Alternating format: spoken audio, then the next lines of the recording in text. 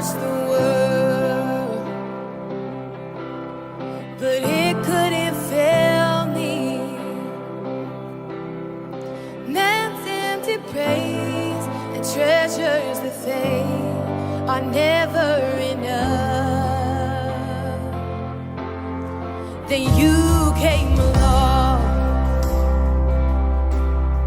and put me back together, and every desire is now satisfied here in your love. Oh, there's nothing better than you. There's nothing better than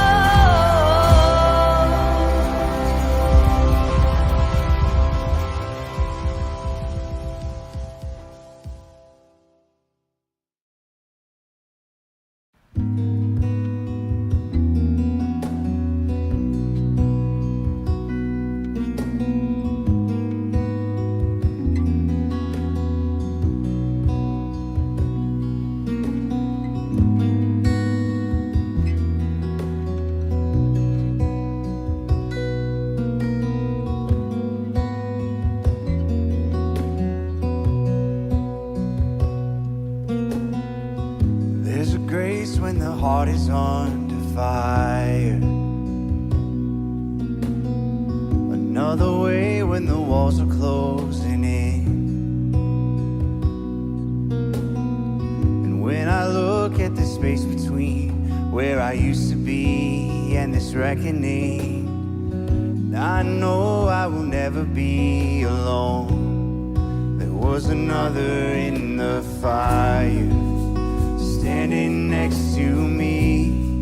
There was another in the waters, holding back the seas. And should I ever need reminding of how I've been set free, there is a cross that bears the burden, where another died for me. There is another in the fire.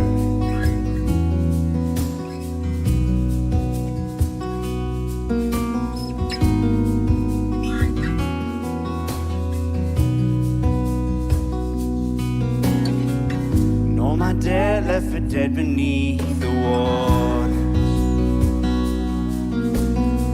And I'm no longer a slave to my sin anymore. Should I fall in the space between what remains of me and this reckoning, either way I won't bow to the things of this world. And I know I will never be alone. There is another in the fire, standing next to me. There is another in the waters, holding back the seas. And should I ever need reminding, power set me free. There is a grave that holds no body, now that power lives in me. There is another in the fire. Oh, fire. Oh, there is another in the fire. Oh, there is another in the fire. Oh, and I can see the light in the darkness as the darkness bows to it. And I can hear the roar in the heavens as the space between where sin. I can feel the ground shake beneath us as the prison walls cave in. And nothing stands between us, nothing stands between us.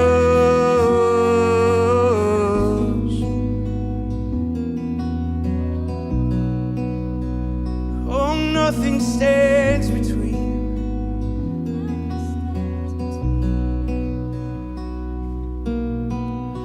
There is no other name but the name that is Jesus.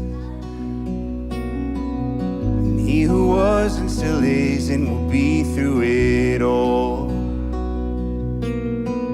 So come what may in the space between all the things unseen and this reckoning, and I know I will never be alone. And I know I will never be alone. There'll be another in the fire, standing next to me. There'll be another in the waters, holding back the seas. And should I ever need reminding how good you've been to me, I count the joy from every battle, 'cause I know that's where you'll be. I count the joy come every battle, 'cause I know that's where you'll be. I count the joy come every battle, 'cause I know that's where you'll be. I count the joy come every battle, 'cause I know that's where you'll be. I count the joy come every battle, 'cause I know that's where you'll be.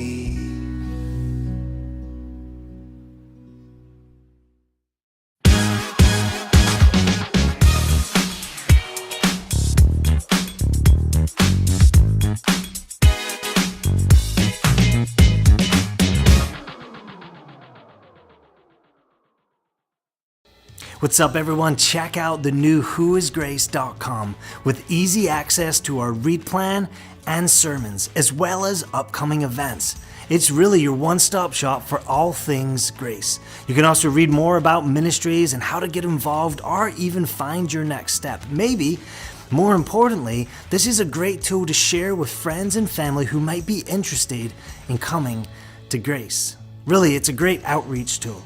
And remember, if you're looking for a tool that helps you navigate Sundays and take your faith from weekly to daily, you can download the Grace app. You can find a link on our new homepage at whoisgrace.com or by searching in your app store.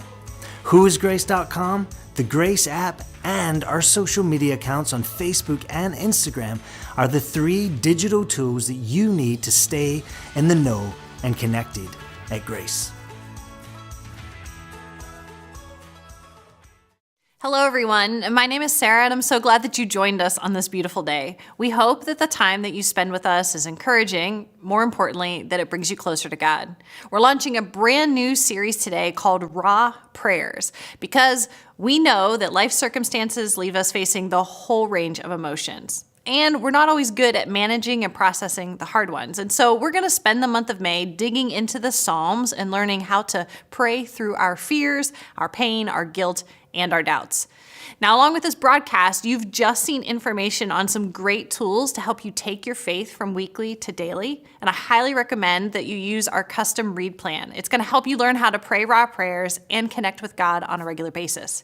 You can find both a PDF and a link to that reading plan on YouVersion at whoisgrace.com/read. Now, as much as you can, I invite you to lean in and listen for what God may want to say to you today. Through each song and the message, I encourage you to open your mind and your heart. You're not watching today on accident. God wants you to know that He is present with you.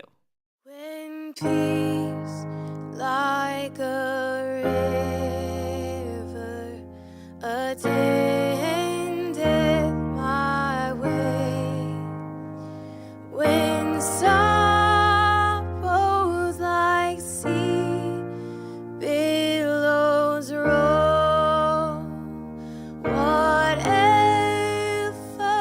my Lord, Thou hast taught me to say, it is well with my soul. It is well with my soul. It is well with my soul. Though Satan should buffet, though trials come, let this blessed assurance control that Christ has regarded my helpless estate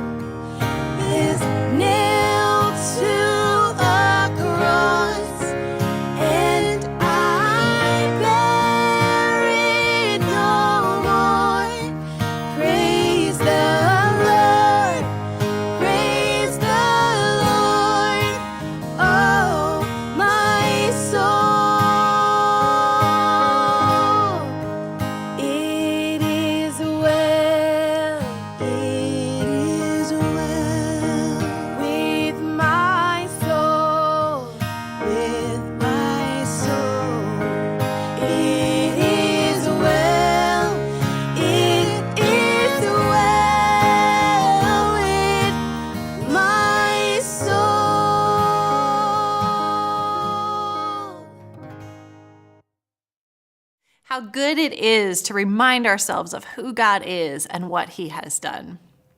If you would like to give to the Ministries of Grace and be part of keeping this broadcast alive, you can follow the prompts on the screen to do so. Of course, there's no obligation, but we would love to hear from you. And so if you could, take a moment on your phone or computer and go to whoisgrace.com/next. And there's a spot there where you can fill out a connection card. You can do that so that we can follow up with you. And you'll see that you can also make a prayer request or take another next step. Please consider reaching out because we'd love to connect with you. And now Pastor Derek is going to bring us a message from Psalm 3.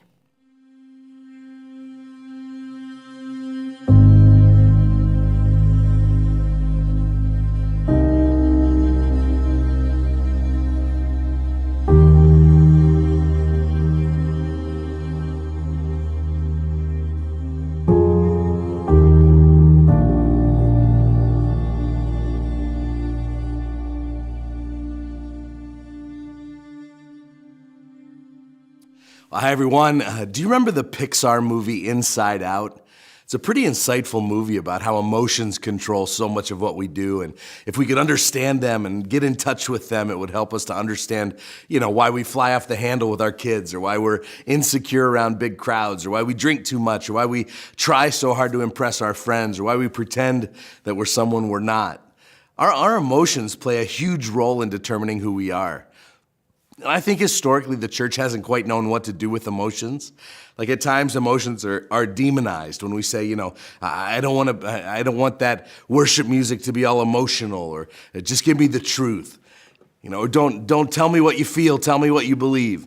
And then at other times, Christians have trusted their emotions too much and adopted the mindset, if it feels good to me right now, God must want me to do it that way or whatever. So many Christians have fallen into one of these two healthy extremes as it relates to our emotions, either worshiping our emotions or suppressing their emotions. Well, the Bible takes a very holistic approach when it comes to our faith. Every part of you needs to be engaged with God. We've accepted this splintered view of what it means to be a human. I can have an intellectual identity over here, and a relational identity over there, and an emotional identity, and a sexual identity, and a political identity, a spiritual identity, and they can all operate independently of each other. But think about Jesus' words from Mark 12:30 when he said, love the Lord with all your heart, soul, mind, and strength, emotionally, spiritually, intellectually, physically, feelings, relationships, thoughts, actions. And so my questions today around emotions is, are you loving God with your emotions? See, the biblical answer doesn't fall in either extreme. The Bible doesn't command us to stuff our emotions or to deny them. No, the Bible, and particularly the Psalms that we're going to look at today, provide a unique third way to think about our feelings. The Psalms are neither stoic, detached discussions of feelings, nor are they mere venting of feelings. When you read the Psalms, if you're not familiar with them, you'll be shocked by their rawness, the anger, the fear, the hostility, the white heat of emotions expressed in the Psalms. They can really disturb people. You'll say, what's that doing in the Bible? Well, here's the answer. Here's why it's so raw. You see, the psalmists are not discussing feelings. They're not expressing feelings. They're praying their feelings. They're processing their feelings in the presence of God. And so that's what we're going to learn about this month in this series called Raw Prayers. How do we take these emotions that are very human, very normal, and how do we process them with a loving, ever-present God? And so this month, we're going to look at specifically how to process pain, guilt, doubt, and today we're going to start with the most common of all emotions, fear. And as I do at the very beginning of every series, whether you're new or whether you've been around for a long time, I'm going to ask you to do one very specific thing, and that is to commit to this series, to make it a priority to be in church this month. You've already got the first week under your belt, so just say to yourself, 3 more times, 3 more hours during the month of May, I'm going to prioritize my soul. I'm going to put God and His Word first. Before I schedule anything else in my calendar, I'm putting church in there, May 14th, 21st, 28th. I'm just convinced you won't regret it. So here's my very straightforward big idea for today. Bringing your fears to God will help you sleep better at night. Our passage actually says this. Now, before we get into our text for today, in Psalm chapter 3, you can turn there in your Bible or device, Psalm 3, But I have a couple of introductory matters that I want to cover. So first I want us to consider the Psalms. Psalms is one of the most beloved books in the Bible. And interestingly, this collection was the very first prayer book of the church. Our most ancient Christian brothers and sisters practiced prayer primarily as the daily memorization and recitation of the Psalms. And so the Psalms provide this prayer model for believers because you see, the Psalms take us deep into our own hearts, faster than maybe we would ever go on our own because they already provide some language about the human experience. They give us language to walk through deep suffering and pain before we maybe even arrive there ourselves. They give us language for praise and thanksgiving, maybe when we don't feel those things at all. Kind of like the resistance that our muscles get with the push and pull of lifting weights, the Psalms pull and push us emotionally and spiritually beyond our normal capacities. In fact, Tish Harrison Warren said this. She said, praying the Psalms doesn't simply teach us to express our emotions to God. The practice also shapes our emotions. And so the Psalms act to both reveal God to us, and then they provide a model for our conversation with Him. They provide the perfect soil for Christians to learn the art of prayer. And so the earliest Christians in the first church made extensive use of the Psalms, both privately and corporately, when they were gathered for services like we are right now.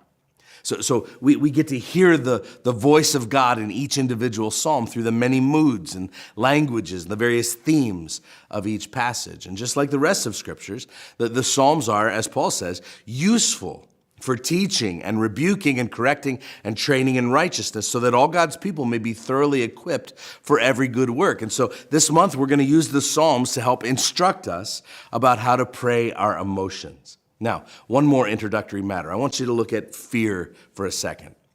Do you know what is the most common command in Scripture, the most frequent instruction God gives the human race in His Word? Surprisingly, it's not, be more loving, although, of course, that's right at the core of God's will for us. It's not fight your pride. It's not cultivate humility. It's not about sexual integrity or walking in truth, although these are all very important things. It's not about being more holy or sinning less. The most common command given in all of the Scripture is 3 words: do not fear. This command is repeated 365 times. I like to think that it's our reminder from God for every day of the year. Jesus asked His disciples and the crowds who followed Him over 40 times through the Gospels, "Why are you so afraid?"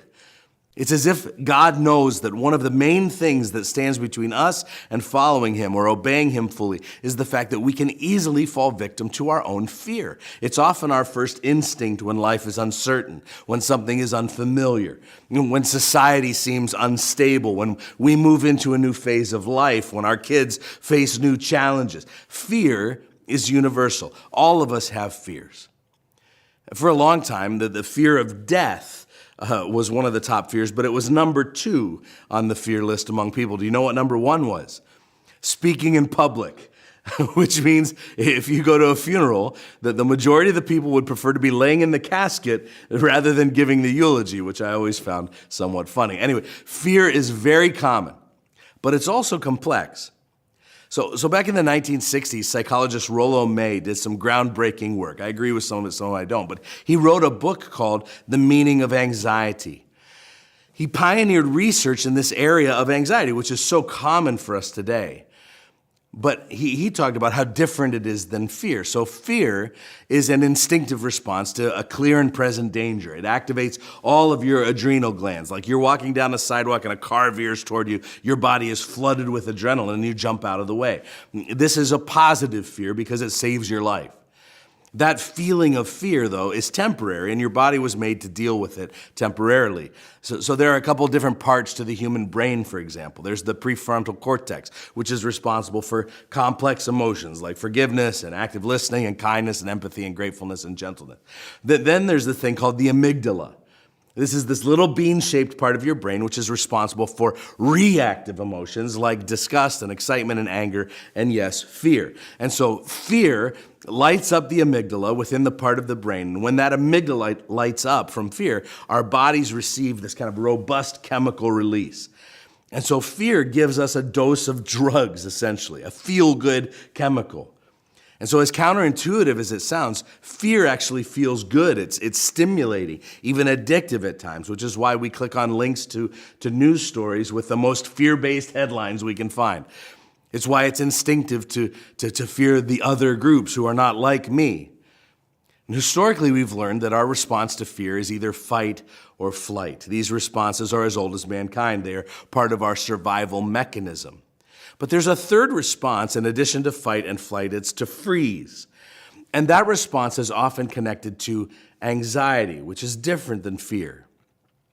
Fear is obvious and immediate, but anxiety is vague, as Rollo said. It's a feeling of dread and weakness, which goes on and on. Anxiety is about the wear and tear of 1,000 little deaths and disappointments and failures and hardships. And it's really hard to pinpoint at times a cause of anxiety. It's amorphous, it's generalized. And the thing about anxiety is that it begins to call into question your very identity. Who you think you are, where you've staked your being. It starts to be eaten away at by constant dread. And so we see both fear and anxiety present in Psalm 3 today, where we're going to learn that when you find yourself consumed by fear, you don't have to resort to fight, flight, or freeze. Start with prayer. So we're going to look at Psalm 3 today. It says this. I want to just read it to you. It says, a psalm of David when he fled from Absalom, his son. O Lord, how many are my foes? Many are rising against me. Many are saying of my soul, there is no salvation for him in God. Selah. But you, O Lord, are a shield about me, my glory, the lifter of my head. I cried aloud to the Lord, and he answered me from his holy hill. Selah. I lay down and slept. I woke again, for the Lord sustained me. I will not be afraid of many thousands of people who have set themselves against me all around. Arise, O Lord, save me, O my God, for you strike all my enemies on the cheek. You break the teeth of the wicked. Salvation belongs to the Lord. Your blessing be on your people. Selah. Now, let me break down this psalm just for a moment before we kind of workshop it out and use it as a model for praying our fears to God. So let's start by breaking down the psalm. There are some firsts in Psalm chapter 3 among all the psalms. So it's the first psalm to have a heading. The heading here, you remember, it says, a psalm of David when he fled from Absalom, his son. We'll come back to that in a moment. Speaking of that, it's also the first psalm to be attributed to David. Now, contrary to popular belief, David is not the only author of the Psalms. In fact, of the 150 Psalms, David is named as the author of about 75 of them. Now, he may have written more, but we're not exactly sure. We know that when he was young, David was a shepherd, talented musician and songwriter, but obviously he wrote some of these Psalms through his lifetime, even after becoming the king of Israel. This is also the first Psalm to include the historical setting in which it was written. So the fact that this was written later in David's life, but it's placed so early in the order of the Psalm, Psalm 3, shows us that they're not necessarily organized in chronological order. They're organized more by themes. In fact, they were likely grouped together and organized during the time of Ezra in the 4th century BC.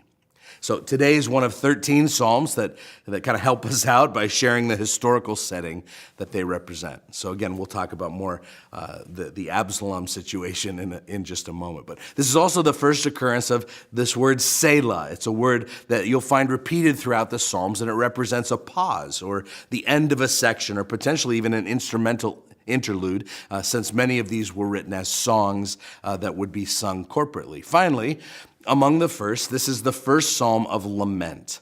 And lament just means to express deep sorrow or grief or regret. So the Psalms of lament are beautiful poems or hymns expressing deep human struggles. And so the Psalms of lament comprise really the largest category of Psalms, making up about a third of the entire book. These are prayers that lay out a troubling situation to the Lord, or they make a request for his help. Now, the movement among contemporary American churches like ours is to try to be positive as often as possible, happy and clappy, keep it upbeat. And that's a little bit hard to square with the fact that 1/3 of the main prayer and worship book of the church is centered around lament. These laments are real and they're raw. And I want you just to consider this quote from Walt Brueggemann. He says, most of the Psalms can only be appropriately prayed by people who are living at the edge of their lives, sensitive to the raw hurts, the primitive passions, and the naive elations that are at the bottom of our life. For most of us, liturgical or devotional entry into the Psalms requires a real change of pace. It asks us to depart from the closely managed world of public survival, to move into the open, frightening, healing world of speech with the Holy One. So, in this psalm, we see King David approaching God with a very real and personal fear. You can find the backstory to this situation over in 2 Samuel 15 to 18 if you'd like to read it on your own. But in those chapters, you will see how David's son, Absalom, organizes a coup to overthrow his father's kingship and to seek revenge for David's many failures. And so David's kingdom is being wrenched from his grasp by his own son. And Absalom's rebellion represented the hearts of the whole nation of Israel. And so David, the king, anointed by the Lord, was being forced now to flee Jerusalem and to wait out the crisis in an encampment across the Jordan River. And so this psalm reflects kind of a national situation of Israel as well as the personal feelings of David. This was a terrifying moment for him.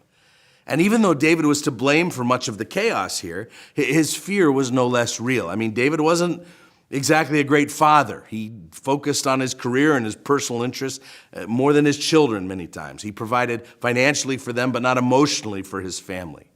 And he participated in some generational sins, which some of us are well aware of, not the least of which was his affair with Bathsheba and murder of her husband that was a cloud that hung over his whole family for generations. And so he was not an innocent bystander in the calamity that was coming upon him. But And I think this is encouraging to us in a strange way, because this sacred passage reminds us that even if we are fully or partially responsible for creating our own mess, the fearful circumstances that we're in, we can still seek God's help. And so here in Psalm 3, we can chart how David pours his fears out to a holy God and asks for help. And so I want to spend the rest of our time getting really practical as we look at how to pray your fears to God. I want us to use this psalm as a model. And I want to give a shout out here to both Tim Mackey and Tim Keller for messages called Praying Our Fears for some of the content today. Okay, here's the first step to praying our fears to God, is to name your fears. I want you to look again at verses 1 and 2. It says, "O Lord, how many are my foes? Many are rising against me. Many are saying of my soul, there is no salvation for him in God." Look for repeated words, and what's he freaking out about? Well, the word that's repeated here is many. How many? In fact, there are 12,000 soldiers at his heels. Now, remember, Absalom had declared himself king.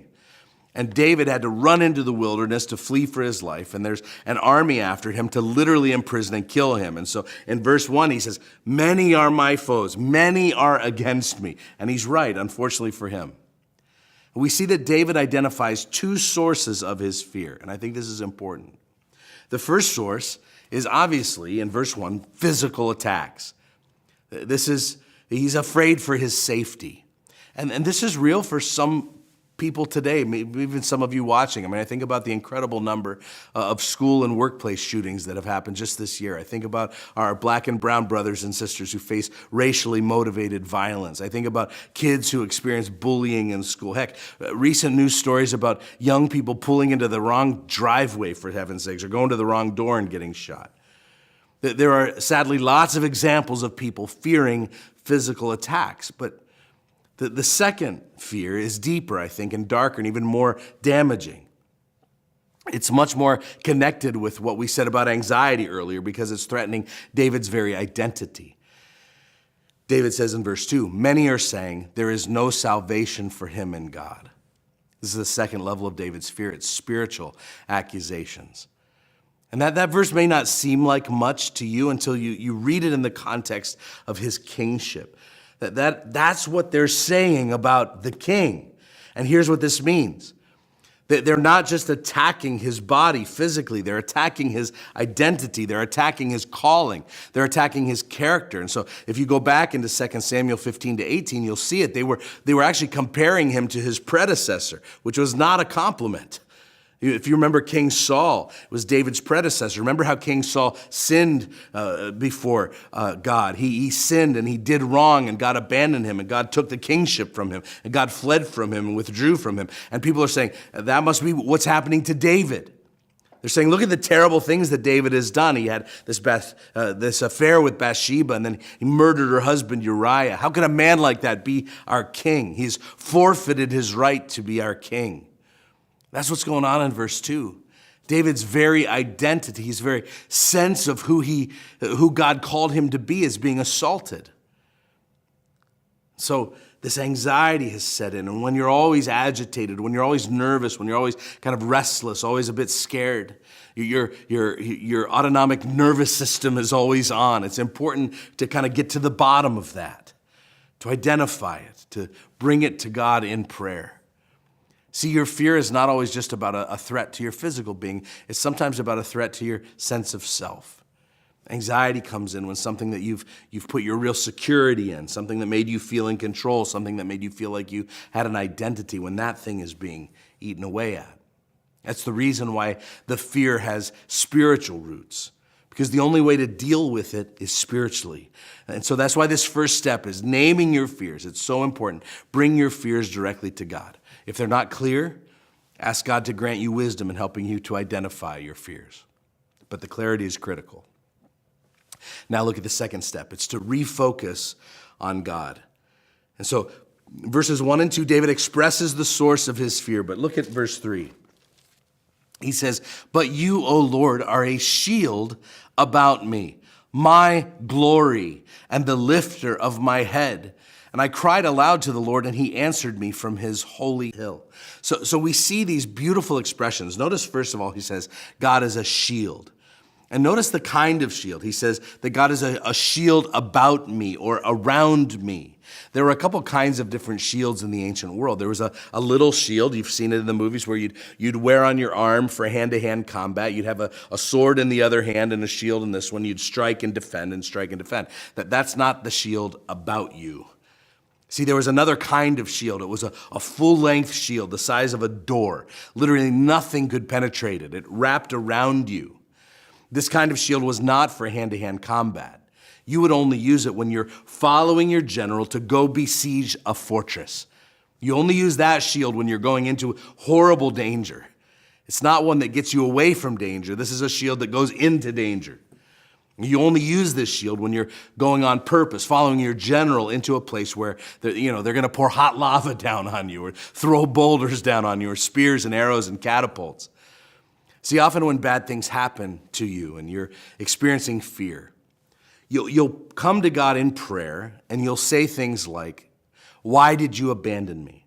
Or "Where are you?" Or "How could you let this happen to me?" Why do we say those things to God in prayer? Well, you have to let the questions lead you back to what your assumptions are. And for many people, your assumption is that God's role in your life is to keep bad things from happening to you. And I would say you could go ahead and believe that. Just don't associate any of that with the God of the Bible, because he never says that that's his role. That's not the promise of our God. In fact, his promise is that when bad things happen to you in the middle of this broken world, his presence will be close at hand. And what David is admitting in Psalm 3, and what we too must admit and even expect and anticipate, is that it's often in our tragedy that we sense God's closeness the most.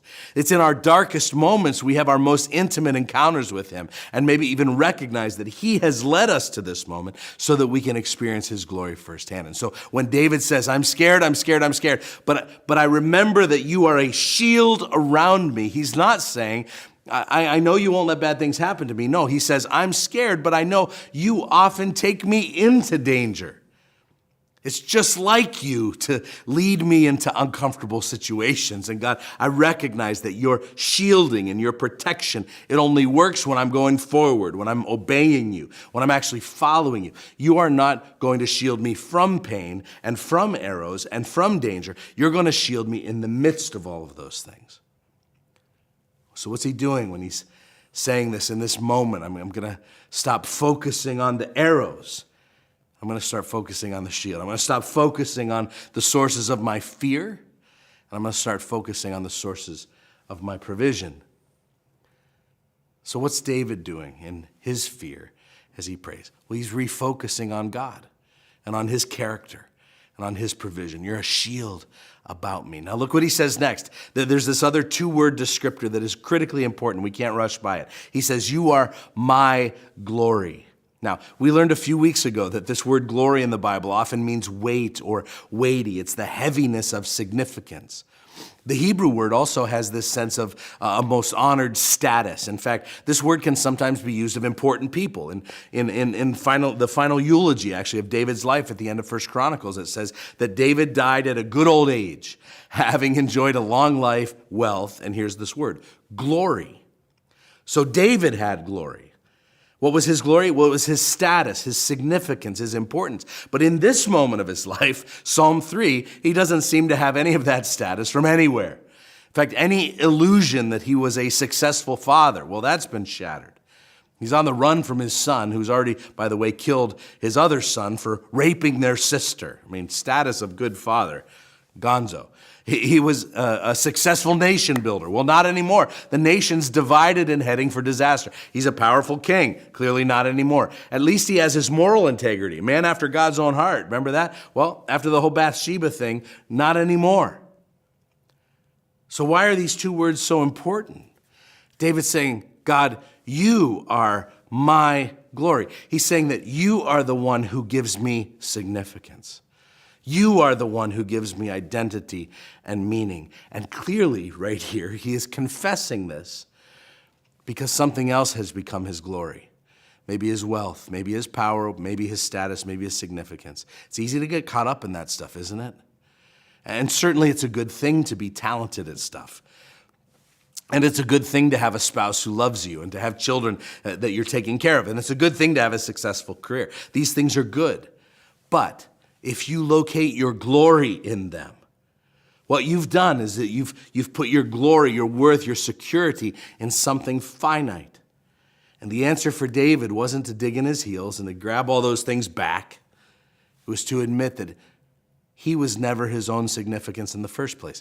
God, he says, you are my glory. And then he goes to the next step and he calls God the lifter of my head. I love this phrase in this picture. Our oldest son, some of you have heard me talk before, Caleb had tons of allergies as a kid, some of them very life-threatening. And so we made many a trip to the emergency room in those early days of his life. And I remember one such trip, Caleb had started swelling up at a family gathering. His airways would start to restrict, and so we'd have to get him to the hospital.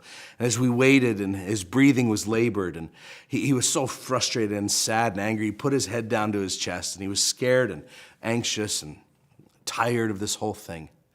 His body language was not good. And I remember standing right in front of him, and he wouldn't look up at me.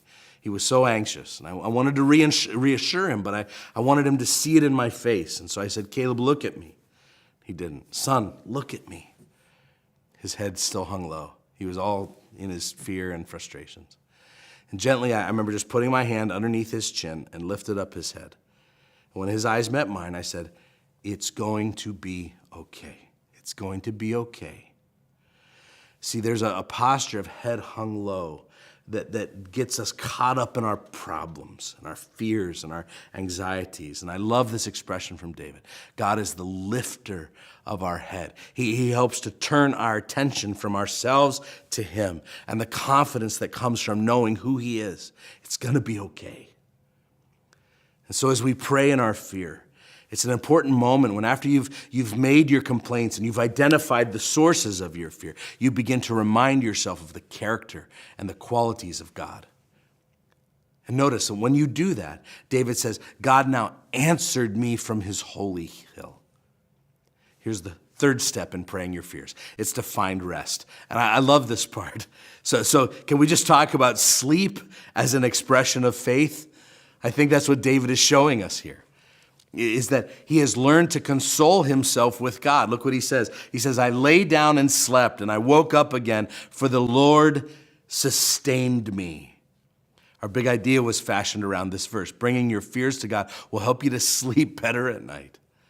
See, once David identifies the source of his fears and then he recenters his mind and his heart on God's character and attributes, there's almost a twinge of defiance in this statement. One translation says, as far as I'm concerned, I'm going to sleep.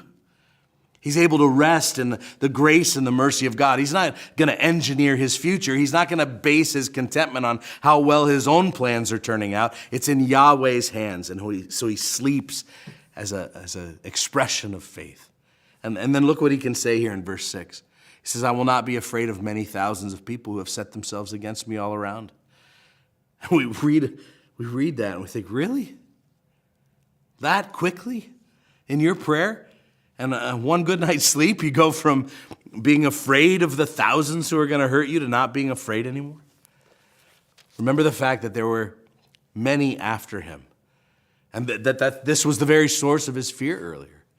But he arrives at that place where Paul seemed to arrive later in the New Testament, when in the midst of incredible difficulty, precisely because he was following God and following Jesus, he was able to see that suffering was yet just another way to make him dependent upon the grace and the mercy of Jesus. David knew that Yahweh's commitment to him was stronger than death, and so he was able to live in a state of perpetual peace. So, friends, don't underestimate the power of a good night's sleep in the center of God's love. So, we've said, how do you pray your fears to God? Name your fears. Refocus on God. Find rest. And here's the last one. Express your emotions. So starting in verse 7, the psalm begins to move with a quickening rhythm. David's envisioning God now as intervening like a champion warrior in the battle fray, striking out and right and left with his battle club. And he's saying, save me, God. And then he gives God some of his own suggestions. He says, strike all my enemies on the cheek, break the teeth of the wicked. So what we have to know is that a strike near the jaw was a means of public disgrace and humiliation. So David doesn't want just physical retribution. He wants reputational paybacks as well. And we're tempted to read stuff like this and be like, now, David, we mustn't speak like that to God. Well, what do you want him to do? Like we're back to where we began at the beginning of the message. What should he do with these emotions? Should he stuff them? Pretend they're not there? Should he take matters into his own hands? No. Here's the point of our whole series, and a very instructive component of praying the Psalms. He takes those emotions and he prays them. In an act of great faith, he commits his enemies to God's justice. See, there are things in this world that are worth being furious about. Bring them to God. Express them to God. He's a big boy. He can handle all of your emotions. He can take your anger. He can take your fear. Don't stuff it. Don't take it into your own hands. Pray your way through it. And so David lands at verse 8 where he admits, he says, if deliverance is going to come from anywhere, it's not going to come from me. He says with great faith, salvation belongs to the Lord. Your blessing be on your people. I can hear Paul Harvey in my mind. And now for the rest of the story. See, interestingly, Absalom is eventually taken down and David never has to lift a finger. Salvation belongs to the Lord. Absalom was very vain. He was particularly proud of his long hair. In fact, he had a statue made of himself showing his long flowing hair. And in the midst of the wilderness, ironically, it's his hair that gets caught in a tree and somebody throws a spear right through his chest.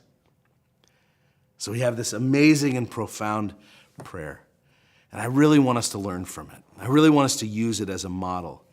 And so as we move into a time of response and singing and yes, praying, I want to ask, what would it look like for you to go on a similar journey that David went on here? Is there a fear that you're walking through right now? Maybe related to a situation, maybe it's related to a person, but you and God together should probably identify that. And then turn your attention to God's character. Find some rest, and then express your emotions to God. Now, we're going to put the components of that model prayer up on the screen. We're going to provide you some time to just work through it, navigate through it. Pray your fears to God on your own as we wrap this up today. But listen, if you're in one of our physical locations, I want to just invite you to come forward for prayer. Like, come up to the front of the room. There's nothing magical about coming forward, but it sure is a blessing to have somebody put a hand on your shoulder and just contend for you, to like spiritually contend for you. I just think it'll be such a great encouragement. So go ahead and do it. We're going to take a few minutes now, and as you pray, as the music plays, if you're in one of our rooms and if you're so compelled, come on up so that we can pray with you. Otherwise, just take a few moments at your seat and pray through this prayer. I love you guys.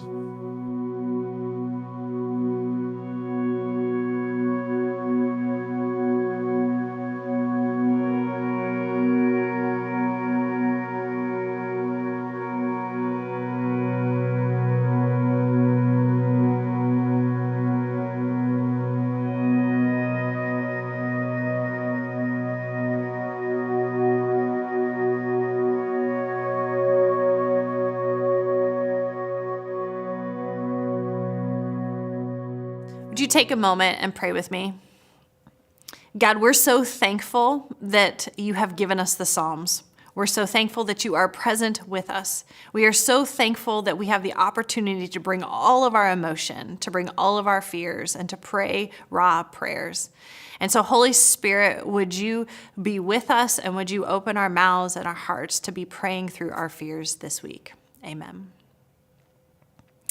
Go ahead and take a photo of this QR code or go to whoisgrace.com/next to fill out the connection form or take another step. Thank you so much for joining us today. Have a great week. Spend some time praying raw prayers, and we'll see you next time. You unravel me with a melody. You surround me with a song